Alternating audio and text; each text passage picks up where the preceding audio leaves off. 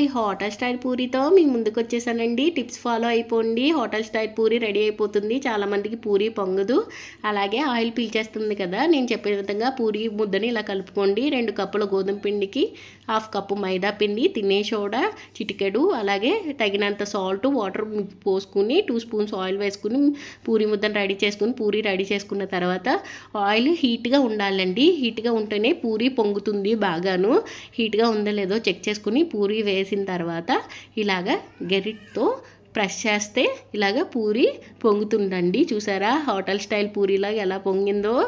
చాలా టేస్టీగా క్రిస్పీగా ఉంటుందండి.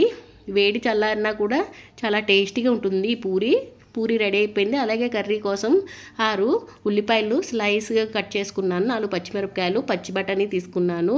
3 స్పూన్స్ ఆయిల్ వేసుకుని శనగపప్పు, మినపప్పు, ఆవాలు, ఎండుమిర్చి, కరివేపాకు, పచ్చిమిర్చి వేసి బాగా వేగిన తర్వాత అప్పుడు ఉల్లిపాయలు వేసి బఠానీ వేసి కొంచెం తగినంత సాల్ట్ వేసుకుని బాగా మిక్స్ చేసుకోవాలండి. మగ్గిన తర్వాత అప్పుడు ఇలాగ బంగాళదుంప ఉడికించుకున్న ముక్కలు వేస్తే చాలా టేస్టీగా ఉంటుందండి పూరీ కర్రీ. అలాగే తగినన్న వాటర్ పోసుకుని ఆ తర్వాత వాటర్ మరిగిన తర్వాత శనగపిండిలోని కొంచెం వాటర్ పోసుకుని ఆ వాటర్ని ఈ కర్రీలోకి మిక్స్ చేస్తూ కలిపితే పూరీ కర్రీ రెడీ అయిపోతుందండి. చాలా టేస్టీగా ఉంటుంది. హోటల్ స్టైల్ లాగే అచ్చం. ఇలాంటి మరిన్ని కుకింగ్ వీడియోస్ కోసం subscribe my channel, like and comment. Thank you for watching.